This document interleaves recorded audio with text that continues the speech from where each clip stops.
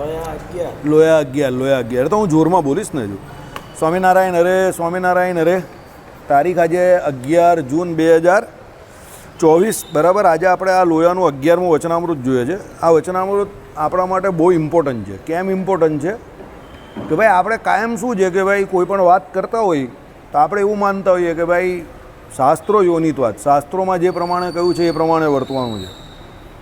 પણ એકચ્યુઅલી શાસ્ત્રોમાં પણ એક મર્યાદા છે કે ભાઈ શાસ્ત્રો જે છે તે કોની પાસે સમજવાના છે. શાસ્ત્રોમાંથી પણ અવળી સમજણ લેનારા લોકો બહુ છે. તમે જોજો જેટલા પણ બંધ ફેલાયેલા છે કે જેટલા પણ ઉપજાવી નાખેલા સંપ્રદાયો છે, સમજો એ દરેકે પોતાનું સ્થાપન ગમે ત્યાંથી શાસ્ત્રોમાંથી જ કરેલું છે. એટલે શાસ્ત્રોમાં પણ મર્યાદા છે કે ભાઈ શાસ્ત્રો કોની પાસે સાંભળવા, બરાબર. તો એ અહીંયા વાત છે. સ્વામિનારાયણ હરે, સ્વામિનારાયણ હરે. પહેલું તો ધડાધડ વાંચી જાઉં છું. સંવત 1877ના માગસર વદી 8મને દિવસે સ્વામી શ્રી સહજાનંદજી મહારાજ ગામ શ્રી લોયા મધ્યે સુરાખાચરના દરબારમાં પ્રાતઃકાળને સમયે વિરાજમાન હતા અને સર્વ શ્વેત વસ્ત્ર ધારણ કર્યા હતા અને પોતાના મુખારવંદની આગળ સાધુ તથા દેશ દેશના હરિભક્તની સભા ભરાઈને બેઠી હતી. પછી શ્રીજી મહારાજને સુકમુનિએ પ્રશ્ન પૂછ્યો. પ્રશ્ન પૂછનાર કોણ છે? સુકમુનિ. સુકમુનિ કોણ હતા ખબર તમને? ભગવાનના લૈયા હતા. ટેલેન્ટેડ માણસ જ હંમેશા લૈયા બને. લૈયા એટલે રાઇટર, લખનારા. દાખલા તરીકે વ્યાસજીએ પોતાના લૈયા તરીકે ગણેશજીને લીધેલા. કેમ? ગણેશજી બુદ્ધિમાન હતા અને ગણેશજી કેવા હતા કે વ્યાસજી જે કંઈ બોલે એને સમજીને ફટાફટ એનું અર્થઘટન કરીને તરત ધડાધડ એ શ્લોકો લખવામાં માહિર હતા. એ વ્યાસ ગુફામાં તમને એ બંનેની મૂર્તિ જોવાની મળે. બદ્રીનાથના નાકા પર છેક છેલ્લે પેલું કયું ગામ છે છેલ્લું? માણા ગામ પાસે એ બરાબર ઝૂંપડી છે. ત્યાંના કૂતરા પણ તમને ચાઇનીઝ દેખાવા માંડે. અમે જોયેલા છે. તમે ત્યાં જાઓ ને તો ચાઇનાનો રંગ દેખાય. ત્યાંના કૂતરા પણ આમ પેલા ચીબા કૂતરા દેખાવા માંડે અને ચાઇનીઝ કૂતરા દેખાય. અમે ગયા, મેં કહું આને પણ આ ચાઇનાનો રંગ લાગી ગયો. મેં કહું એ તો ચાઇનીઝ લગતા હે. તો બધા હસી અમારી સામે જોઈને. તે કૂતરો હું કરતો હતો. મેં કહું આ ચાઇનીઝ કૂતરો લાગે જ જો, બરાબર. ના, ચીબો હોય. હાલો સમજી ગયા? ચાલો. એટલે લૈયા હંમેશા હોશિયાર માણસને બનાવાય. કેમ? લખે એવો માણસ જોઈએ કે બોલનારો જે કંઈ બોલે એનું અર્થઘટન એને સમજ પડે. અને લખવામાં ભૂલ થાય તો પેલો બોલનારો તરત કહી, અને બોલવાવાળાની કદાચ કંઈ મિસ્ટેક હોય. આપણા કેસમાં તો એવું ન બને કારણ કે બોલવાવાળા ભગવાન પુરુષોત્તમ નારાયણ છે. પણ સામાન્ય હોય તો બોલવાવાળો કોઈ જગ્યા પર કદાચ કંઈ મિસ્ટેક કરે તો લખવાવાળાને આઈડિયા આવવો જોઈએ કે ના, એ કહેવા માગે છે પણ બોલાયું ખોટું છે. સમજ્યા? કારણ કે ઘણી વખત આપણે કહ્યું એ પ્રમાણે ટોનમાં ફરક પડે. તમારા પ્રદેશને હિસાબે તમારા અમુક શબ્દ હોય એ બોલવામાં ફરક પડે. મને એ વસ્તુ ખબર પડે છે હું જ્યારે લખું છું ને ત્યારે. કારણ કે અમારા જે રાઇટર છે એમાં પણ એવા પ્રોબ્લેમ ઘણી વખત થાય. એ અંદર લખેલું હોય એ બરાબર બોલતા હોય પણ એમના ટોનમાં ફરક પડતો હોય. એટલે મારે એને પૂછવું પડે પછી, ભાઈ આ શું લખેલું છે એકચ્યુઅલી તે બોલ. દરેકમાં એવું હોય, બરાબર. હવે આ ભાઈ બોલે ત્યારે પણ ટોનમાં ફરક પડે, તમે બોલો ત્યારે ફરક પડે, ને પેલો લખે એમાં પણ બોલે એમાં ફરક પડે. ત્રણમાં કેમ? એ રિજનલ ટોનમાં ફરક પડે. અમુક શબ્દ હોય ને તે અમુકથી બોલાય, અમુક બીજી રીતે બોલતા હોય, બરાબર. અને અમુકથી અમુક શબ્દ બોલાતા જ ના હોય. એટલે એ ફરક પડે. પણ પેલો લખનારો હોય એને આઈડિયા આવતો હોય, કાયમ લખતો હોય એટલે એને ખબર પડતી હોય કે ના આમાં કંઈ. હે? કયો? હા, દ્રઢ. એવા ઘણા શબ્દ છે. દ્રઢ છે, ધ્રુત છે, બરાબર. ધૂર્ત છે, બરાબર. દ્યુત છે. આ બધા શબ્દનું ઉચ્ચારણ કરવું બહુ અઘરું છે. વિશિષ્ટા ધૈત બોલે છે આપણે ત્યાં બધા. વિશિષ્ટા દ્વૈત, દ્વૈત બોલવું બહુ અઘરું છે. પછી પેલું હા, ઢ નહીં બોલાય. ઢ નહીં બોલાય. પેલો ઉપરનો ઢ આવે ને એનું કારણ શું છે ખબર? અરે અમુક તો બોલે તો ગધેડા જ બોલાય. મારે કંઈ કહેવું નહીં. એનું કારણ તમને કહું. એ જીભને ઉપર લગાવવાની પેલી તસદી ન લીધી હોય ને પહેલેથી, એટલે આળસ, પ્રમાદ. સુરતીઓ આળસુ, બોલવામાં બહુ આળસુ. એટલે ઢ ઉપર જાય ને એ નહીં બોલાય. એટલે ગધડા કર્યા કરે. આ અહીંયા લગાવ ગધડા. હા, સૌરાષ્ટ્રમાં બરાબર. એમાં ચ ને સ ને એમાં લોચો પડે. એ ચ ને સ બોલે, બરાબર. આપણા પેલા બાદશાહ છે ને, આપણે શ્રીજી બાવની ગાય ને, ચીવ ચેવકની કરતા ચેવ. સકલ. હા, બસ. એટલે આમાં જો સમજો, આમાં આપણે કોઈની ટીકા નહીં કરતા, નેવર ક્રિટિસાઇઝ એનીબડી. આ હોય અને હું તમને કહું સમજો, આમાં કોઈની ટીકા કરવાની જરૂર નથી. આ આપણી એક વિશિષ્ટતા છે, બ્યુટી છે આપણા ઇન્ડિયન કલ્ચરની.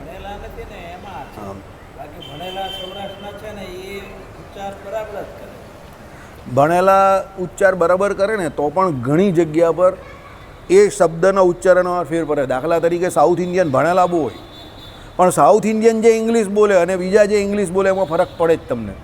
એની ઇંગ્લિશની અંદર પણ સાઉથ ઇન્ડિયન ટોન આવે. તમે જોજો, તમારા કોઈ પ્રોફેસર હોય તો જોજો, એ તમને એટલે પેન્ટ કે વેલ બેટે કે પવું ઈંડે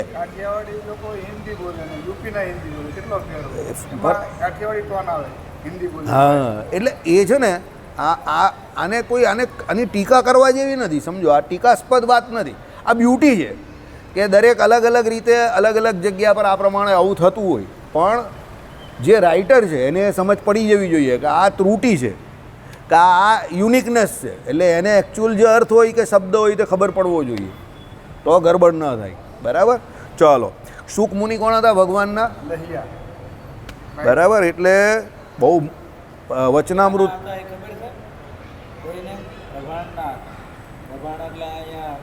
વડતાલની નજીક વાળું ને બહુ હોશિયાર હતા. સાસ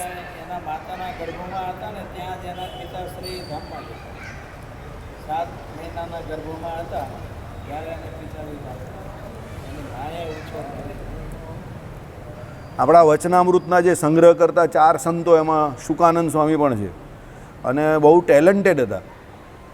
વ્યક્તિ બહુ ટેલેન્ટેડ હતા. એટલે ઘણી જગ્યા પર શાસ્ત્રાર્થ કરવાનો હોય તો કયા પુસ્તકો લઈ જવાય એ નિત્યાનંદ સ્વામી, શુકાનંદ સ્વામી નક્કી કરતા હતા. મુક્તાનંદ સ્વામી, ગોપાળાનંદ સ્વામી તો ખરા જ, પણ શુકાનંદ સ્વામી પણ હતા એમાં. એ ટીમના મેમ્બર હતા એમ. બરાબર. કમિટી, કોર કમિટી મેમ્બર કહીએ ને આપણે, તે કોર કમિટી મેમ્બરના વ્યક્તિ હતા. ચાલો, હવે શુક મુનિએ પ્રશ્ન પૂછ્યો છે. એટલે પ્રશ્ન પૂછનાર શુક મુનિ છે. એટલે કે શ્રીમદ ભાગવત તથા ભગવદ્ ગીતા, ગીતા આદિક જે સત્શાસ્ત્ર તે થકી અસત્પુરુષ જે તે કેવી સમજણનું ગ્રહણ કરે છે. પ્રશ્ન શું છે? જો 2 શાસ્ત્રો સત્શાસ્ત્રો છે, પણ એમાંથી સમજણ ગ્રહણ કરનારા કોણ છે? અસત્પુરુષ. સમજજો. એટલે કહેવાનું તાત્પર્ય એવું છે કે ખરાબ માણસ હોય તે દાળ ભાત પણ બગાડી નાખે, સમજ્યા? અને સારો માણસ હોય તે દાળ ભાત હોય ને, નાનામાં નાની વસ્તુ, દાળ ભાતમાં શું હોય? કંઈ હોય નહીં, પણ દાળ ભાતને પણ એવી રીતે બનાવે કે ખાવાવાળો જીભ ચાટી જાય, આંગળા ચાટી જાય. સમજો. એટલે અહીંયા ભગવાને આનો સાર અસારનો એટલે આપણે અહીંયા વિવેક બતાવેલો છે કે ભાઈ શાસ્ત્રો સાંભળવા પણ કોની પાસે એમ. એટલે અસત્પુરુષ હોય તે શ્રીમદ ભાગવત આદિ ગ્રંથ કે ભગવદ્ ગીતા આદિ જે સત્શાસ્ત્રો છે એનું કેવી રીતે એમાંથી સમજણ ગ્રહણ કરે છે. ત્યારે શ્રીજી મહારાજ બોલ્યા છે, એનો ઉત્તર કરીએ છીએ જે અસત્પુરુષની એમ સમજણ છે જે આ વિશ્વને વિશે સ્થાવર જંગમ રૂપ જે સ્ત્રી પુરુષની સર્વે આકૃતિઓ તે જે તે વિરાટ રૂપ એવા જે આદિપુરુષ નારાયણ તે થકી માયાએ કરીને ઉપજી છે, માટે એ સર્વે આકૃતિઓ તો તે નારાયણની જ છે. શું કહે છે અસત્પુરુષ? કે ભાઈ આખું જે આ સ્થાવર જંગમ રૂપ જગત થયું છે એ વિરાટ રૂપ જે નારાયણ એની આકૃતિ છે. ભાગવતજીમાં તમે સાંભળો, ભાગવતજી જેને સાંભળ્યું એને ખબર પડે કે આખું આ સમગ્ર બ્રહ્માંડ જે છે તે વિરાટ પુરુષ જે છે ને, વિરાટ નારાયણ એમનું શરીર છે. કે બ્રહ્માંડનો જે ઉપરનો ભાગ જે છે તે વિરાટ પુરુષનો એમ કહે કે માથાનો ઉપરનો ભાગ છે, અને જે પ્રમાણે બ્રહ્માંડનો નીચેનો ભાગ જે છે તે એમ કહે કે વિરાટ પુરુષના નીચેનો ભાગ છે. એ પ્રમાણે નાભી કમર જે છે તે એમ કરીને શ્રીમદ ભાગવતમાં આપણા જે લોક છે એ પ્રમાણે એ વિરાટ પુરુષના એમ કહે કે બોડી તરીકે, શરીરના અંગ તરીકે એનું વર્ણન કરેલું છે આખું. બરાબર. એટલે અહીંયા સુધી જે કહે છે તે આવું કહેવા માગે છે. બરાબર. ચાલો, એટલે શું કહેવા માગે છે કે ભાઈ આ આખું જગત જે છે તે ભગવાન વિરાટ રૂપ જે નારાયણ છે તેની માયાએ કરીને ઉપજ્યું છે, અને તે સારું એ મુમુક્ષુ કલ્યાણને ઈચ્છતો હોય તે પ્રથમ પોતાનું મન વશ કરવું. એટલે એ જે મુમુક્ષુ હોય એને શું કરવાનું છે? પોતાનું મન વશ કરવાનું છે. તે મન જે તે સ્ત્રીઓ તથા પુરુષ રૂપ એવી જે ઉત્તમ નીચ જે આકૃતિઓ તેને વિશે આસક્ત થાય ત્યારે તેને તે જ આકૃતિનું મનને વિશે ધ્યાન કરવું તો એને સદ્ય સમાધિ થાય, અને તે આકૃતિને વિશે જો મન દોષ કલ્પે તો તેમાં બ્રહ્મની ભાવના લાવવી, જે સમગ્ર જગત તે બ્રહ્મ છે એમ વિચાર કરીને જે સંકલ્પને ખોટો કરવો, એવી રીતે જે સત્શાસ્ત્રમાંથી અનુભવનું ગ્રહણ કરવું તે અસત પુરુષની સમજણ છે. એટલે અહીંયા શું કહ્યું? ભગવાન ભેળા કોનું ધ્યાન કરવાનું કહ્યું? જગતમાં જે કોઈ સ્ત્રી પુરુષ જે છે તે બધા કેવા છે? ભગવાનની મૂર્તિઓ છે, બ્રહ્મની મૂર્તિઓ છે. બરાબર? અદ્વૈત વેદાંતની વાત કરેલી છે. એટલે એ બધાનું ધ્યાન કરવું. હવે હકીકત છે, એકદમ નેચરલ વાત છે. પુરુષ હોય તો સ્ત્રીનું ધ્યાન કરે તો એનું મન વિકારને પામે, અને સ્ત્રી હોય તો પુરુષનું ધ્યાન કરે તો એનું મન વિકારને પામે. તો નેચરલ બાબત છે, એમાં કંઈ નવું નથી. કોઈ પણ વ્યક્તિ હોય એ તો ભગવાનનો નિયમ છે, પ્રકૃતિનો નિયમ છે કે બ્રહ્માજી જેવો મોટો જીવ હોય ને એ પણ અતિશય વિષયનો યોગ કરે તો એના પદ ઉપરથી નીચે પડી જાય. અને નાનામાં નાનો જીવ હોય અને એ જો શાસ્ત્રોની મર્યાદામાં રહેતો હોય, સત્સંગ સભામાં બેસતો હોય, સત્શાસ્ત્રોનું શ્રવણ કરતો હોય, અભ્યાસ કરતો હોય, ભગવાનનું ધ્યાન ભજન કરતો હોય તો એનું મન નિર્વાસનિક થાય, નિર્વિકાર રહે. નેચરલ વાત છે. હવે અહીંયા શું કહ્યું? ધ્યાન કરવાનું કહ્યું, સમજો. પણ ધ્યાનમાં શું કરવાનું કહ્યું? મનને જીતવા માટે ભગવાનની જે વિવિધ પ્રકારની આકૃતિઓ, તે આકૃતિઓમાં શું સ્ત્રી પુરુષ રૂપ આકૃતિઓ બધી ગઈ, એ બધાનું ધ્યાન કરવાનું કહ્યું. હવે ફકીરભાઈ, તું પુરુષ હોય તો સ્ત્રીનું ધ્યાન કરે તો એનું કંઈ મન ઠેકાણે થોડું રહે, અને સ્ત્રી હોય તો પુરુષનું ધ્યાન કરે તો એનું મન થોડું ઠેકાણે રહે. પછી શું કરવાનું જોઈએ? એવું જ્યારે મન ઠેકાણે ના રહી તો ત્યારે એમાં ભ્રમરૂપની ભાવના કરાવી કે એમાં ભગવાન રહેલા છે એવું વિચારવું. પણ આ કોની સમજણ છે? અસત પુરુષની સમજણ છે. કેમ? શ્રીજી મહારાજે શિક્ષાપત્રીમાં કયો શ્લોક કયો અને કયો નંબર છે તે મને જણાવો આની વિરુદ્ધનો, બુદ્ધિ ચલવીને ધ્યાન કરવા બાબતમાં. કેટલા નંબરનો શ્લોક? હા, શું કહ્યું? કે ગમે એવો બ્રહ્મવેતા જીવ હોય, બરાબર, પણ એનું ધ્યાન કરવું નહીં. ધ્યાન કોનું થાય? ભગવાન અને ભગવાનના અવતારોનું ખાલી ધ્યાન થાય. સમજો? એટલે ભગવાન સિવાય બીજા કોઈનું ધ્યાન ન ધરવું. આજે બધા ભ્રમરૂપની ભાવના કર્યા કરે કે ભાઈ બધા ભ્રમ જ છે. હવે આ અદ્વૈત વેદાંત છે એકચ્યુઅલી, કે ભાઈ બધાની અંદર ભગવાન જ રહેલા છે, ભગવાન જ રહેલા છે, એની વાત છે. પણ ભગવાન રહેલા છે, પણ એનો મતલબ એવો થોડો છે કે મર્યાદા નહીં રાખવાની. સમજો? સ્ત્રી પુરુષ સાર અસારનો વિવેક જે છે, કે સ્પર્શ વિવેક જે કોઈ કયો, એ હંમેશને માટે દરેક જીવ માટે શું છે? લક્ષ્મણ રેખારૂપ છે. એનું ઉલ્લંઘન જેણે જેણે કર્યું છે બધાને કાં લાંછન લાગેલા છે, કાં એ લોકો પોતાના પદ ઉપરથી પડ્યા છે અને લાંછન લાગેલા છે. લાંછન તો લાગે અને એની જોડે નરકમાં જવાનું પણ થાય. પછી આ લોક અને પરલોકને વિશે દુઃખી થાય. એટલે ધ્યાન જે કરવાનું કહ્યું છે ભગવાને, તે કોઈ બીજા જીવ ગમે એવો બ્રહ્મવેત્તા જીવ હોય પણ એનું પણ ધ્યાન ન કરવાનું. આપણાથી જેટલા પણ ઇતર સંપ્રદાયવાળા આને સ્વામીને, પેલા સ્વામીને, ફલાણા સ્વામીને, ધીમકા સ્વામીને, મૂળ અક્ષરને, આ અક્ષરને, તે અક્ષર કરીને ભગવાનની જોડે બીજા જીવોને જે જોડે છે અને એની પૂજા કરવા મૂર્તિ પણ આપે છે, પણ એ આખું વેદાંત જે છે, અક્ષર પુરુષોત્તમ વેદાંત જે કંઈ છે તે ફેલ વેદાંત છે. એને માન્ય નથી રાખતા. કેમ? ભગવાન બેડા બીજા જીવનું પણ ધ્યાન કરવાની વાત કરે છે એ લોકો. સમજો? પણ ભગવાનની પોતાની આમાં કોઈ મરજી કે ઈચ્છા એવી ન હતી કે ભાઈ એવી રીતે લોકો ધ્યાન કરે. એ લોકો ઉદાહરણ બધા ગાંડા જેવા આપે છે. લક્ષ્મીજીનું ઉદાહરણ આપે છે, પછી આ ધર્મદેવ ભક્તિ માતાની આપણે જે મૂર્તિ સ્થાપીએ છીએ એના ઉદાહરણ આપે છે. પણ એ મૂર્તિઓ જે આપણા મંદિરોમાં મૂકેલી છે, સમજો, એ તો ભગવાનના અનાદિ પત્ની તરીકે લક્ષ્મીજીની મૂર્તિ કે રાધિકાજીની મૂર્તિ મૂકેલી છે.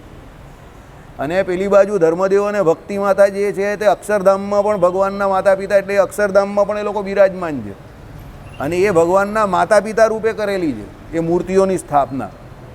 આ તો ભગવાનની બાજુમાં લગોલગ કરીને એ પેલા તમને બતાવે ભગવાનના સ્વરૂપનું જ્ઞાન, એ બાજુવાળો આપે અને પછી એનું પણ તમારે એ ભેરા ધ્યાન કરવાનું. એમ સમજા? એટલે રટે બ્રહ્મ થઈને પરબ્રહ્મને રે, એવું જે બ્રહ્માનંદ સ્વામીએ કહ્યું ને, તો એ લોકો બ્રહ્મ તરીકે ત્યાં કોને કહી છે ખબર? આ સ્વામીને, પેલા સ્વામીને, ફલાણા સ્વામીને, ઢીકણા સ્વામી એને કહી છે. પણ એ ફેલ વેદાંત છે. અરે રટે બ્રહ્મ થઈને પરબ્રહ્મને રે, એનો અર્થ શું કરવાનો છે ખબર તમને? નિજાત્માનમ બ્રહ્મરૂપમ દેહત્રય વિલક્ષણમ કરવાનો છે. ત્યાં બ્રહ્મ શબ્દનો અર્થ કોઈ વ્યક્તિ વિશેષ પણ નથી. ત્યાં બ્રહ્મ શબ્દનો અર્થ સ્થૂળ સૂક્ષ્મને કારણે એ ત્રણ દેહથી પર થઈને અક્ષરધામમાં જે એમ કહે કે મુક્તો જે છે તે કેવા અસ્ત ગુણે, એટલે સત્યકામ, સત્ય સંકલ્પ, વિજરો, મૃત્યુ, વિજિગિત્સા એમ કરીને જે અસ્ત ગુણે યુક્ત વર્તે છે, એ પ્રમાણે શુદ્ધ એવા પોતાના જીવાત્માની શું કલ્પના કરીને ભાવના કરીને ભગવાન પુરુષોત્તમ નારાયણનું ભજન કરવાનું છે. એવી રીતે બ્રહ્મ કહ્યું છે. બ્રહ્મ કોઈ વ્યક્તિને નહીં કહ્યું, સમજો. આ લોકો વ્યક્તિ ઘુસાડી દે છે, ટિપિકલ કોઈક, બરાબર. એટલે એ અસત પુરુષની સમજણ છે. આ તમને અહીંયા ચલાવવાનો મતલબ શું છે કે આખો એક સંપ્રદાય ચાલુ થઈ ગયો છે ને એને સૌથી મોટું દુઃખ કા છે. હું તમને કાયમ કહું, પેપરમાં કોઈ પણ છબરદા આવે કે લબરદા આવે કે ગમે તે આવે એનું મને કોઈ દુઃખ નથી. આવે ભાઈ, પેપર છે, તેમાં મરી મસાલો હોય જ, ન્યૂઝ હોય તો એમાં. પણ મને દુઃખ એ બાબતનું જ કે આગળ અંદર નામ સ્વામિનારાયણનું આવે છે. આઈડિયા આવી ગયો કે ભાઈ પેલા સ્વામિનારાયણનો આ ને સ્વામિનારાયણનો તે, એનું દુઃખ છે, સમજો. પ્રોબ્લેમ બાકી પેપર હોય એટલે એમાં મરી મસાલો હોય એટલે એમાં ન્યૂઝ તો આવવાના જ છે એવા કોઈ પણ, સમજો. નહીં તો એ પેપર કઈ રીતે ચાલે, બરાબર. પણ એમાં આપણું નામ આવે છે, એ બહુ દુઃખદાયક બાબત છે, બરાબર. એટલે આમાં જે કહું એ અસત પુરુષની સમજણ છે કે ભાઈ સ્ત્રી પુરુષનું ધ્યાન કરવું ને પછી એમાં એમ કહે કે કંઈક તમને વિકાર થઈ આવે તો પછી એમાં બ્રહ્મરૂપની ભાવના કે એમાં મારા ભગવાન રહેલા જેવું. અરે ભાઈ, તું ધ્યાન કરવા જ ક્યાં જાય? કેમ જાય? એ કરવાનું જ નથી તારે. ભગવાને એની ચોખ્ખી અલગ પ્રકારે તમને શું કહેવાય આજ્ઞા જ કરી દીધી છે કે ગમે એવો બ્રહ્મવેતા જીવ હોય પણ એનું ધ્યાન કરવાનું જ નથી. જીવ માત્રનું ધ્યાન નહીં કરવાનું. આપણે ભગવાન નારાયણનું ધ્યાન કરવાનું છે, સમજો. લક્ષ્મીનારાયણનું ધ્યાન કે લક્ષ્મીનારાયણની મૂર્તિને જે પૂજવાની કહી તે નારાયણ જોડે છે એટલે છે, એકલા નહીં કહ્યું, સમજજો.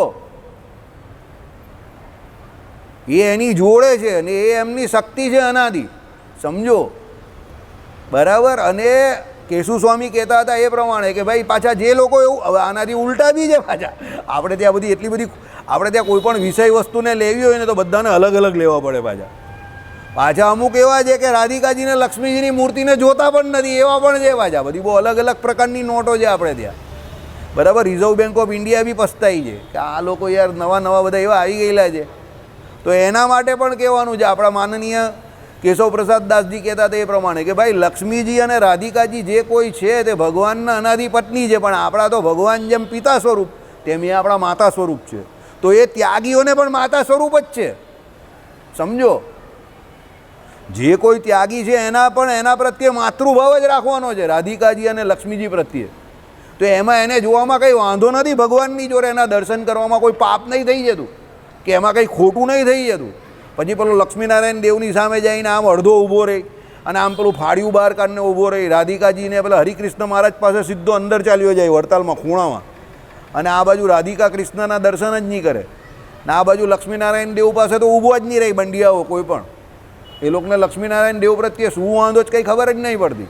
એટલે બંને પ્રકારના લોકો છે આપણે ત્યાં, સમજો. એટલે બધાને એક એકને ચાળીને બહાર કાઢવાના છે આ બધાને, બરાબર. એક આવી પ્રકૃતિના છે જે દર્શન નહીં કરતા, અને બીજા જે આમાં કયા એવા પણ છે, એવા જે આમાં કયા એવા બીજા સંપ્રદાયમાં છે, બરાબર, જીવનું ધ્યાન કરે એવા. અને આમાં જે એકચ્યુઅલી આ વચનામૃતમાં કહે છે ભગવાન, ત્યારે આ સંપ્રદાય નહીં હતો. ત્યારે વચનામૃતમાં જે ભગવાને જેને ઉદ્દેશીને કહ્યું છે એ તો આખા બીજા અદ્વૈતીઓની ને એની વાત છે, સમજો. પણ હવે અત્યારે આપણે તો એક બીજા પણ આવી ગયા પાછા, અપુધધુવાળા, સમજ પડી ગઈ. એટલે બધા અલગ અલગ પ્રકારના લોકો સમયે કરીને કાળે કરીને બધા પાછા પગ પેસારો કરે ને, એટલે આપણે અત્યારની જે જરૂરિયાત છે એ પ્રમાણે ચોખવટ કરવી પડે, બરાબર. ચાલો, એવી રીતે જે સત્શાસ્ત્રમાંથી અનુભવનું ગ્રહણ કરવું તે અસત્પુરુષની સમજણ છે, અને એમ સમજવું એ એના મનનો અતિ દુષ્ટ ભાવ છે. જો એના મનનો અતિ દુષ્ટ ભાવ કયો, બરાબર. અને એનું ફળ અંતકાળે ઘોરતમ નરક છે ને સંસ્કૃતિ છે. શું આવ્યું? ઘોરતમ નરક છે ને સંસ્કૃતિ છે. સંસ્કૃતિ એટલે ખબર ને તમને? પુનરપી જન્મમ પુનરપી મરણમ, જન્મ મરણનું ચક્ર ચાલ્યા જ કરે. હવે આપણું આવ્યું. હવે આ શાંતિથી સાંભળજો, તમને મોજા. પછી શ્રીજી મહારાજે એ પ્રશ્ન કર્યો છે, એ સત્શાસ્ત્ર થકી સત્પુરુષ જે તે કેવી સમજણનું ગ્રહણ કરે તે કહો. ત્યારે શ્રીજી મહારાજ બોલ્યા છે, બરાબર. અરે સોરી, શ્રીજી મહારાજને શુકમુનિએ પ્રશ્ન પૂછ્યો. આ શુકમુનિ પેલા પ્રિન્ટમાં ઉડી ગયેલું છે. હવે શ્રીજી મહારાજ જવાબ આપે છે. ચાલો, એ શસ્ત્રાસ્ત્રને વિશે જેનો ઉત્તર કર્યો છે, બરાબર. એટલે શ્રી ભવિષ્ય પુરાણ અંતર્ગત શ્રી વિષ્ણુ ધર્મમાં આ પ્રમાણે ઉત્તર આપેલો છે, અને એ સંસ્કૃતમાં આખો જવાબ લખેલો છે. એનું ગુજરાતી ઉપર ભગવાને કરેલું છે. આપણે ગુજરાતી સમજીએ. હવે શ્રીજી મહારાજ બોલ્યા છે શસ્ત્રાસ્ત્રને વિશે જે પ્રશ્નનો ઉત્તર કર્યો છે, એક પુરુષોત્તમ નારાયણ વિના બીજા જે શિવ બ્રહ્માદિક દેવતા તેનું ધ્યાન જે મોક્ષને ઈચ્છતો હોય તેને કરવું નહીં. વિમલને બોલાવો આ બાજુ. વિમલ, પુરુષોત્તમ નારાયણ વિના શિવ બ્રહ્માદિક જે કોઈ હોય એનું જેને મોક્ષ કરવાનો હોય એનું ધ્યાન કરવાની ના પાડી છે. શિવ બ્રહ્માદિક આઈડિયા આવી ગયો? હું કોને અનુલક્ષીને કહું છું? સાંભળ પાછો, ફરીથી સાંભળ. આમ આગળ આવો, આગળ આજે આગળ આવો, આગળ આવો, આગળ આવો, આગળ આવો. શાંતિ, જેને સમજવું હોય તો આગળ આવો. કોણ અહીંયા અવાજ ગુણગુણ ગુણગુણ કોણ કર્યા કરે? પેલા ધડકાઓ ગુણગુણ કરે તે ધડકાઓને ના પાડી દેજો. ધીમેથી ના પાડી આવે, એનો અવાજ ગુણગુણ ગુણગુણ આવ્યા કરે છે. જો સાંભળો, એક પુરુષોત્તમ નારાયણ વિના બીજા જે શિવ બ્રહ્માદિક દેવતા તેનું ધ્યાન જે મોક્ષને ઈચ્છતો હોય તેને કરવું નહીં. શિવ અને બ્રહ્મા બંનેને અહીંયા દેવતામાં ગણ્યા છે. પુરુષોત્તમ નારાયણ વિના બધા ઇન્દ્ર આવે, આ તમે જેટલા આખા બધા દેવતાઓ જેટલા પણ આવે તે બધા એમાં આવી જાય. વિષ્ણુ સાક્ષાત પરમ બ્રહ્મ, તસ્મૈ શ્રી ગુરુવે નમઃ. એ જે અહીંયા જે સૃષ્ટિ પ્રકરણમાં જોડાયેલા છે એને પણ એ સૃષ્ટિ પ્રકરણમાં જે વિષ્ણુ જે છે સમજો, એની કોઈ ધ્યાન ભજન ઉપાસનાની આપણે ત્યાં વાત જ નથી આવતી. આપણે ત્યાં જે વિષ્ણુની વાત આવે છે ધ્યાન ભજન ઉપાસનાની, એ પુરુષોત્તમ નારાયણની જ આવે છે. એટલે આ તો બધી બંડિયાઓએ કહે, આમાં શું છે, બંડિયાઓએ જાણી જોઈને બધું ગોળ ગોળ મિક્સ કરી નાખેલું છે. અહીંયાના વિષ્ણુની જે વાત છે સમજો, બ્રહ્મા વિષ્ણુ અને મહેશની, તે વિષ્ણુની કોઈ ધ્યાન ભજન ઉપાસનાની કોઈ જગ્યા પર વાત જ નહીં આવતી. આપણે જે વિષ્ણુ કહીએ છીએ, વિષ્ણુનો શું થયો? સર્વવ્યાપક. તે કોણ છે? વિષ્ણુ સાક્ષાત પરમ બ્રહ્મ. તસ્મૈ શ્રી ગુરુવે નમઃ. તો વિષ્ણુ સાક્ષાત પરમ બ્રહ્મ છે. તો એ પરબ્રહ્મ કોણ છે? અક્ષરધામમાં જે બિરાજમાન છે તે છે. વાસુદેવ કેવું, વિષ્ણુ કેવું, નારાયણ કેવું, પુરુષોત્તમ કેવું, હવે ઘણા બધા નામ છે, કેટલા ગણાવવાના સમજો. પણ આ બધા મૂળ નામ કયા? પુરુષોત્તમ, વાસુદેવ, નારાયણ, આ ત્રણ અક્ષરધામસ્થ મૂર્તિના મૂળ નામ સમજો. પછી તો ઘણા નામ છે, હવે ગણાવતા સવાર પડી જાય. બરાબર? એટલે કહેવાનું તાત્પર્ય શું છે અહીંયા કે ભગવાને કહ્યું તે સાંભળો. પહેલાં પાછો ત્રીજી વખત વાંચું. એક પુરુષોત્તમ નારાયણ વિના બીજા જે શિવ બ્રહ્માદિક દેવતા, સમજજો, શિવ અને બ્રહ્મા બંનેને દેવતામાં ગયા છે. અહીંયા તો કયા?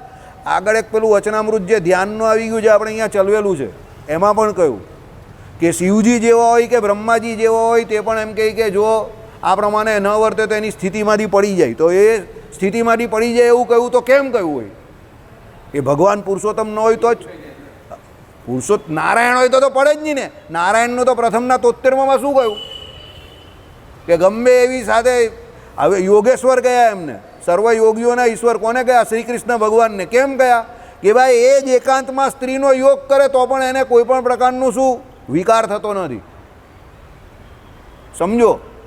અને એ નારાયણ તો કોણ છે? શ્રી કૃષ્ણ ભગવાન. અને એ યોગેશ્વર છે, સર્વ યોગીઓના ઈશ્વર છે. અને એવું યોગ કળાપણું છે તે ભક્ત પુરુષોત્તમ નારાયણમાં જ હોય. એવું કે ભાઈ આટલી બધી સ્ત્રીઓની સાથે રહેવું અને એ પ્રમાણે વર્તવું, નિર્વિકારી રહેવું. બરાબર? એટલે નારાયણને વિશે આ પ્રમાણે કહ્યું છે. અને બીજા જે દેવતાઓ છે એના વિશે આ પ્રમાણે કહ્યું, એને લાંછન લાગેલા છે. એમાં શિવજીનું દ્રષ્ટાંત પણ આપેલું છે, બ્રહ્માજીનું દ્રષ્ટાંત પણ આપેલું છે, બંનેનું આપેલું છે. હવે અહીંયા આપણે એ બંનેને ઉતારી પાડવાની વાત નહીં કરતા. પાછા કોઈ એમ કહેતું હોય તો સમજજો કે આ લોકોને ઉતારી પાડે. ના, ઉતારતા નથી આપણે. આપણો કહેવાનો મતલબ અહીંયા એવો છે કે પુરુષોત્તમ નારાયણ વિના બીજો જે કોઈ પણ જીવ હોય, જે કોઈ પણ હોય, ગમે એટલા મોટા પદને પામેલો હોય, પણ જો એની મર્યાદાની બહાર જાય તો જય સ્વામી નારાયણ, પતી ગઈ વાત. આ સત્શાસ્ત્રની સમજણ છે. આ તમે ને હું નહીં કહેતું, કહેનારા કોણ છે? ભગવાન પુરુષોત્તમ નારાયણ પોતે છે. એટલે ગમે તેવો દેવ કક્ષાનો જીવ હોય કે ગમે તે હોય, એ પણ જો આ પ્રમાણે મર્યાદા બહાર જાય તો પડી જાય તો તમે ને હું યાર કોણ છે ખેત કા બેગન. આઈડિયા આવી ગયો? એટલે અહીંયા જે કહ્યું કે ભાઈ એ મોક્ષને ઈચ્છતો હોય તો એનું ધ્યાન કરવું નહીં. બરાબર? દેવતાઓનું કોઈનું ધ્યાન કરવું નહીં. મનુષ્યને વિશે તથા દેવતાને વિશે જે પુરુષોત્તમ નારાયણની રામકૃષ્ણાદિક મૂર્તિઓ, તેનું ધ્યાન કરવું. હવે પાછું જો આ અહીંયા પાછી જે સમજણ છે તે આગળ જાય છે. દેવતાઓનું ધ્યાન કરવાની ના પાડી, પણ જો ભગવાન પોતે પુરુષોત્તમ નારાયણ મનુષ્ય રૂપે આવે કે દેવતા રૂપે આવે તો ભગવાન આવી ગયા ને તો એનું ધ્યાન થાય, પછી એ ભલે મનુષ્ય રૂપે હોય કે દેવતા રૂપે હોય. બહુ ઇન્ટેલિજન્ટ, આમાં બહુ મગજનું કામ છે આ. તમે માનો એટલું સરળ નથી. એ તો પેલો શું કહે કે દાખલા તરીકે ભગવાન વરા રૂપે આવેલા તો અરે વામન રૂપે આવેલા તો વામન રૂપે ભગવાન કોણ હતા? બોલો, ખજવાડો નહીં. વામન રૂપે ભગવાન કોણ હતા? અરે યાર એમની, હા, ઇન્દ્રના નાના ભાઈ. તો એ કઈ કેટેગરીમાં આવે? આઈડિયા આવ્યો?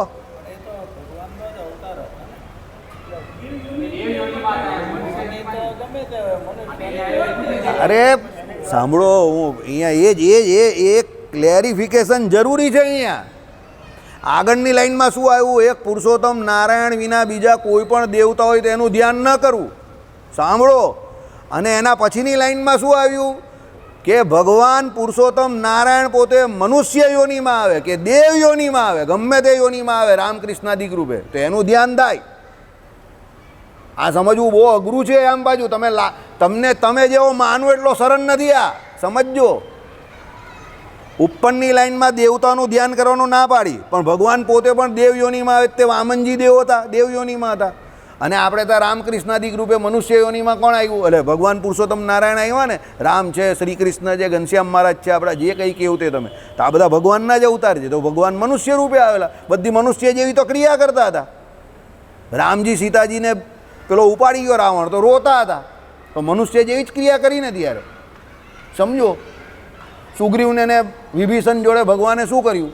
સંધિ કરી નાખી અને બંનેને પોતપોતાના રાજ્યાભિષેક કરી નાખ્યા અને બંનેની મદદ લઈને લંકા ઉપર ચડાઈ કરી. તો આ તો મનુષ્ય ચરિત્ર જેવું જ છે ને ભગવાનનું. સમજો. પણ એ છે કોણ? ભગવાન છે પુરુષોત્તમ નારાયણ. એટલે રામનું કે શું કહેવાય, શ્રી કૃષ્ણ, એનું ધ્યાન થાય એમ કહ્યું છે અહીંયા. ભલે એ દેવ રૂપે હોય કે મનુષ્ય રૂપે હોય. કેમ? એ ભગવાન છે. ભગવાન ગમે તે રૂપે આવે. મત્સ્ય ભગવાન આવે ને તો એ માછલી રૂપે પણ હોય, પણ ઉપર કોનો ફોટો હોય પાછો? ભગવાનનો, નારાયણનો, પુરુષોત્તમ નારાયણનો. તો એ ત્યારે પછી ભગવાન પેલો આપણે વરાહ રૂપે આવેલા, તો એ પણ કેવો અવતાર હતો? નૃષિ રૂપે પણ આવેલા. નૃષિ ભગવાનનું પણ મંદિર છે. કુર્મ રૂપે પણ આવેલા ભગવાન. સમજો. પણ એ ભગવાન છે એટલે એ પશુ પક્ષી તિર્યક કોઈ પણ રૂપે આવે એ ભગવાનની મૂર્તિનું ધ્યાન થાય. આઈડિયા આવી ગયો? પણ ભગવાન સિવાય બીજા જે કોઈ જીવ હોય, સમજો, એ મનુષ્યમાં હોય કે દેવતામાં હોય, પણ એ કોઈનું ધ્યાન થાય નહીં. એટલે એમાં આપણાથી જે સંપ્રદાય જુદો પડેલો છે તે માર ખાઈ ગયો અહીંયા. એનું વેદાંત આપણે ત્યાં એટલે મળતું નથી આવતું. સમજો. બરાબર. હવે શ્રીજી મહારાજે વચનામૃત લખ્યું એટલે બોલ્યા હશે જ્યારે, તો ભગવાન તો હવે શું કહેવાય, ત્રિકાર દ્રષ્ટા છે. સમજો. હવે ભગવાને ત્યારના સંદર્ભમાં કહ્યું હોય તો પણ અત્યારનો સંદર્ભ પણ અંદર આવી ગયો. આઈડિયા આવી ગયો તમને? નથી આવ્યો તો જવા દો. ચાલો. હવે શું કહ્યું? એટલે તમે ખાલી જે આમાં લખેલું છે કે હું જે બોલું એની પર ધ્યાન આપો. તમને વિશેષ આઈડિયા ના આવે તો પણ બરાબર. ચાલો. એટલે શું કહ્યું કે ભાઈ મનુષ્યને વિશે તથા દેવતાને વિશે જે પુરુષોત્તમ નારાયણની રામકૃષ્ણાદિક મૂર્તિઓ તેનું ધ્યાન કરવું, અને તેને વિશે પણ જે દયા છે તે જે સ્થાનકમાં એ રામકૃષ્ણાદિક ભગવાનની મનુષ્યરૂપ મૂર્તિઓ રહી છે તે સ્થાનકને વિશે વૈકુંઠ, ગોલોક, શ્વેતદ્વીપ, બ્રહ્મપુર એ લોકની ભાવના કરે છે. અને એ લોકને વિશે રહ્યા જે પાર્ષદ એની ભાવના રામકૃષ્ણાદિકના પાર્ષદ જે હનુમાનજી, ઉદ્ધવાદિક તેને વિશે કરે છે. અને કોટી કોટી સૂર્ય ચંદ્રમાં અગ્નિ તેના પ્રકાશ જેવી પ્રકાશમાન એવી જે એ લોકોને વિશે રહી છે પુરુષોત્તમ નારાયણની દિવ્ય મૂર્તિઓ તેની ભાવના તે રામકૃષ્ણાદિકને વિશે કરે છે. સમજો. અહીંયા બહુ સરસ કહ્યું કે ભાઈ કોઈ ગમે તે કહે. હમણાં જ હું કોની કથા સાંભળતો હતો? વિષ્ણુ પુરાણની કથા સાંભળતો હતો, તો બહુ સરસ આવ્યું કે ભાઈ ભગવાનના ભક્તો છે તે કોઈ ભગવાનનું ધામ ગોલોક કહે છે, કોઈ બ્રહ્મપુર કહે છે, કોઈ વૈકુંઠ કહે છે, કોઈ સાકેત કહે છે, કોઈ આ કહે છે, તે કહે છે. બધા જે કંઈ કહેતા હોય તે એમ કે એની અંદર રહેલા ભગવાન કોણ છે? તો પુરુષોત્તમ નારાયણ છે. કારણ કે આ બધું કહેવાવાળા બધા વૈષ્ણવ જ છે, એટલે ભગવાનના ભક્તો છે. તો હવે એમ કહે કે એ જેનું કહેતો હોય તે, પણ આ લોક જે છે એ જે નામ દેતો હોય તે એ લોક કયું છે? દિવ્ય છે. અને માયાથી કેવું છે? પર છે. માયાની અંદર તો છે નહીં. સમજો. તો કહેવાનું તાત્પર્ય એવું છે કે જ્યારે તમે એ ભગવાનનું ભજન કરો કે એ ભગવાનની મૂર્તિનું ધ્યાન કરો અને એ ભગવાનના જે ભક્તો હોય એને પણ બધાને મળો તો ત્યારે ભાવના શું કેળવવાની કે ભાઈ રામચંદ્ર ભગવાનનો ઉપાસક હોય તો રામચંદ્ર ભગવાનની એ મૂર્તિ જે ભગવાનના ધામમાં છે એ પ્રમાણે કેટલામો શ્લોક બોલ ભાઈ, કયો શ્લોક ભગવાને ધ્યાન કરવાનું કહ્યું એટલે કયો શ્લોક અહીંયા લાગે? 116મો. એટલે બ્રહ્મરૂપની ભાવના કરીને એટલે અક્ષરધામમાં એ ભગવાન બિરાજમાન છે એ પ્રમાણે જ ધ્યાન ભજન કરવાનું છે, એટલે ધ્યાન કરવાનું છે કે ભજન કરવાનું છે, સમજો. હવે દાખલા તરીકે તમે એને વચનામૃત પરથાળો કેવું તો એમાં શું આવે? શ્રી ગોલોક મધ્ય અક્ષરધામ. તો એમાં છેલ્લે બધું વર્ણન આવે તે આમાં કહેલું છે એ પ્રમાણે જ આવશે. પછી ત્રીજા પ્રકરણનો 41મો અધ્યાય સમજો, તે એમાં બધા અંદર પર્યાયવાચક શબ્દ લખેલા જ, તો વર્ણન બધું આ પ્રમાણે જ આવશે. હવે આઈડિયા આવ્યો તમને હું જે કહેવા માગું છું એના? એટલે અહીંયા શબ્દો પર ન જતા એના ભાવ પર જજો, શબ્દ પર ન જતા એના ભાવ પર જજો કે ભાઈ આ જે ધામની વાત કરેલી છે તે માયાથી પર છે અને એ રહેવાનું કોને સ્થાન છે? ભગવાન પુરુષોત્તમ નારાયણને છે. હવે ભાવના શું કહેવાની કે એના ભક્તો જે છે તે પણ રામચંદ્ર ભગવાનના ઉપાસક કોણ? હનુમાનજી. અને શ્રી કૃષ્ણ ભગવાનના મેઇન કોણ? તો ઉદ્ધવજી. કેમ? હનુમાનજી રામચંદ્ર ભગવાનના શ્રેષ્ઠ ભક્તમાં આવે અને ઉદ્ધવજી શ્રી કૃષ્ણ ભગવાનમાં, કારણ કે એનું સર્ટિફિકેટ કોણે આપેલું છે? ભગવાને પોતે આપેલું છે. એટલે આપણે જ્યારે ભગવાનનું ભજન કરતા હોઈએ ત્યારે હવે એવું તો બનવાનું નથી કે આપણે એકલા ભજન કરીએ, આપણી જોડે ઘણા બધા છે અહીંયા, સમજો. તો એ બીજા પણ હરિભક્તો હોય ને, તો આપણે જેમ આપણા ભગવાનને માયાથી પર સમજીએ. આપણે અત્યારે દાખલા તરીકે તમે નારાયણ મુનિદેવનું ભજન કરો છો કે કોઈ ઘનશ્યામ મહારાજનું ભજન કરે છે, તો આપણે કે હરિકૃષ્ણ મહારાજનું કોઈ ધ્યાન ભજન ઉપાસના કરે છે, તો જેમ આપણે આપણા ભગવાનને અક્ષરધામની મૂર્તિ માનીએ તેમ આપણા ભક્તો જે છે એને વિશે પણ એ અક્ષરધામના મુક્તો જ છે એ પ્રમાણેની ભાવના કેળવવાની. આઈડિયા આવી ગયો? સમજ પડી કે ન પડી? ઓ ચેલા રામાની, નાસ્તા કરવામાં જ નથી બેસવાનું, અહીંયા સત્સંગમાં પણ આગળ આવીને બેસવાનું. બેસ, અહીંયા સવાલ પૂછવાનો જ તને. પંખાની હવા નહીં ખાવાની, અહીંયા બેસ. ચાલ આવી જા, તને સવાલ પૂછવાનો છે, તું ત્યાં કાં બેસે? અહીંયા આવી જા, ચાલ. સાંભળે છે ને? અહીંયા આવ, અહીંયા તને સવાલ પૂછવાનો જ મારે. આ અમારી બહુ જૂની સભાનો મેમ્બર છે, 1995નો. એનું નામ ચેલા રામાણી છે, સિંધી છે, તમને લોકોને ખબર નહીં પડે. ચાલો, એટલું મજા લઈ જજો એ કહી છે. ચાલો, એટલે સાંભળો ભાઈ, શાંતિ રાખો નહીં ભાઈ. તમે લોકો યાર એક શબ્દ બોલે એની પાછળ તૂટી પડો જ બધા. એટલે અહીંયા શું આનો ઇન્ટેન્શન સમજો કે ભાઈ ભગવાન બેડા એ ભક્ત જે છે એ પણ ભગવાનની જેમ કેવા છે? અક્ષરધામના મુક્ત છે એવો ભાવ લેવાનો. કેમ? તમે જ્યાં સુધી દેહના ચૂંથણા છોડશો નહીં ત્યાં સુધી ભગવાન કે ભગવાનના ભક્તો જોડે તમને આ ભાવ, કુભાવ, અભાવ આ બધું ચાલ્યા કરશે. એટલે આ દેહના ચૂંથણા બંધ કરવાના છે પહેલાં, કે આણે આમ કહ્યું ને પેલા કેમ કહ્યું ને પેલો આમ છે ને ફલાણું છે ને ઢીમકું છે ને આનું આમ, એ બધી માયા છોડો. અહીંયા આવો પછી સમજો, એ માથાકૂટ જ છોડી દેવું, બરાબર? એટલે અહીંયા કહ્યું છે, શું કહ્યું કે ભાઈ રામકૃષ્ણાદિકની કરે છે એવી રીતે સત્શાસ્ત્ર થકી સમજણનું ગ્રહણ કરીને દિવ્ય ભાવે સહિત મનુષ્યરૂપ ભગવાનની મૂર્તિનું ધ્યાન કરે છે અને ભગવાનની અવતારની જે મૂર્તિઓ તથા તે વિનાના જે અન્ય આકાર એ બેવને વિશે સંપણું થાય જ નહીં. ભગવાન વિના બીજા કોઈ પણ આકારો એને વિશે સંપણું નહીં કરવાનું. ભાઈ એ તો બધામાં ભગવાન તો સમભાવે રહેલા જ છે, અશોકભાઈમાં પણ રહેલા જ. પણ હું અશોકભાઈનું ધ્યાન નહીં કરું. જો હું અશોકભાઈનું ધ્યાન કરું તો અહીંયા બેઠો બેઠો ઊંઘી જાઉં, કારણ કે જેનું ધ્યાન કરે એના ગુણતા આવે ને મારામાં. ભાઈ તમે કહો કે આને શું થઈ ગયું, એટલે હું કહું કે હું સમાધિમાં છું. ભાઈ અશોકભાઈનું ધ્યાન કરતાં કરતાં ઊંઘી ગયો, સમજો.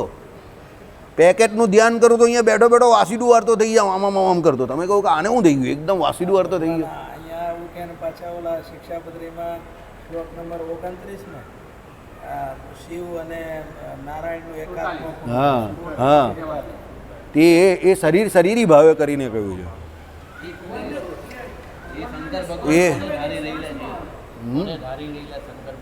એ તમને એ શ્લોક પણ સમજાવીશ, એ શ્લોક પણ સમજાવીશ. એ વિશિષ્ટાદ્વૈત વેદાંતની સ્થાપના કરેલી ત્યાં ભગવાન, સમજો. એમાં કંઈ વિરોધ નથી.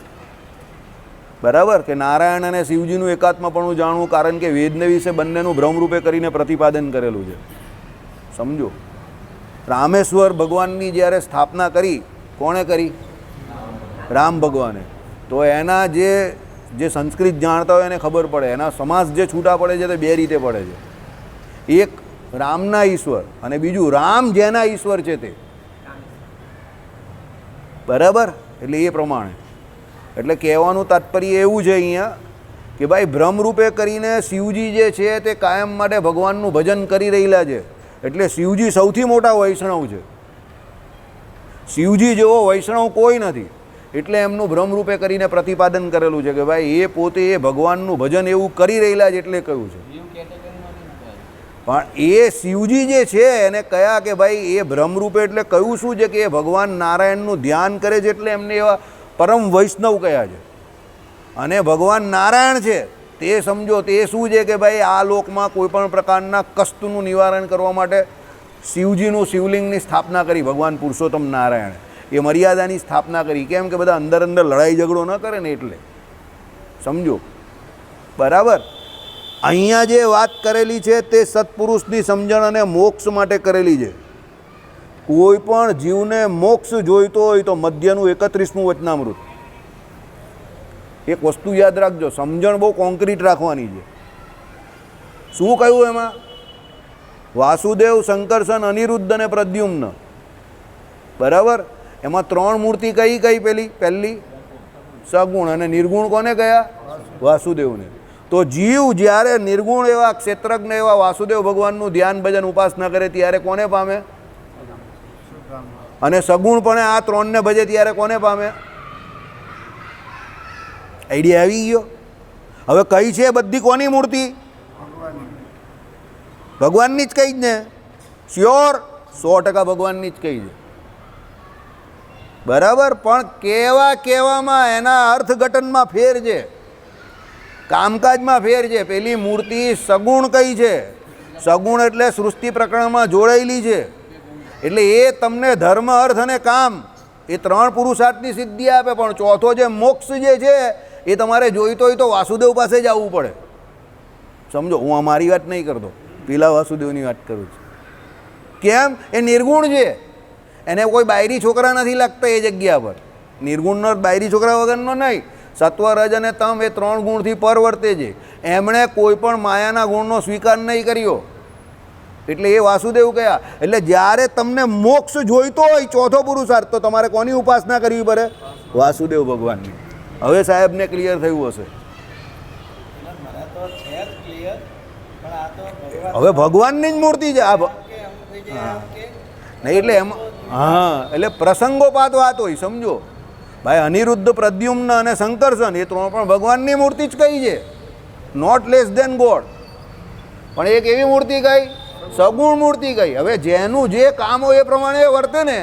સમજો, હવે દાખલા તરીકે મારે જ અહીંયાથી જવાનું હોય કોઈ જગ્યા પર સ્મશાનમાં, અને ત્યાં મને પેલો કહે કે ભાઈ હવે સ્મશાનમાં તમારે આ ભાઈ ગયા છે તો આ લોકોને આશ્વાસન આપવા તમારે કંઈ કહેવું પડશે.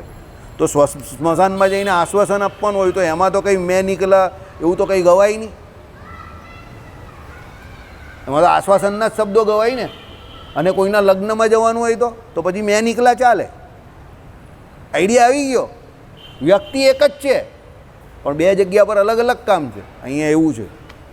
પણ આ વચનામૃતમાં જે અહીંયા કહી છે તે ભગવાન એક તમને તફાવત બતાવી આપે છે કે બીજા જે કોઈ જીવ છે એની અંદર ભગવાન રહેલા છે ખરા, પણ એનું ધ્યાન નહીં કરવાનું. એ તો બધે જ રહેલા છે, જળમાં પણ રહેલા છે.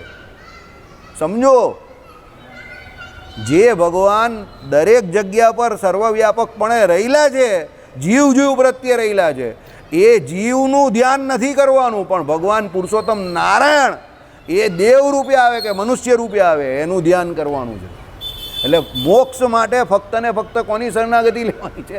ભગવાન પુરુષોત્તમ નારાયણ. એવો જ એક વાસ છે, ગોલું ગેસ હે ને? ગોલું ગેસ ને? હા, આ જ પડે, ના પાડે જ નહીં. ચાલો, હવે સમય થઈ ગયો ભાઈ, થઈ ગયો. ચાલો કાલે ચલાવશું. શ્રીપતિમ શ્રીધર.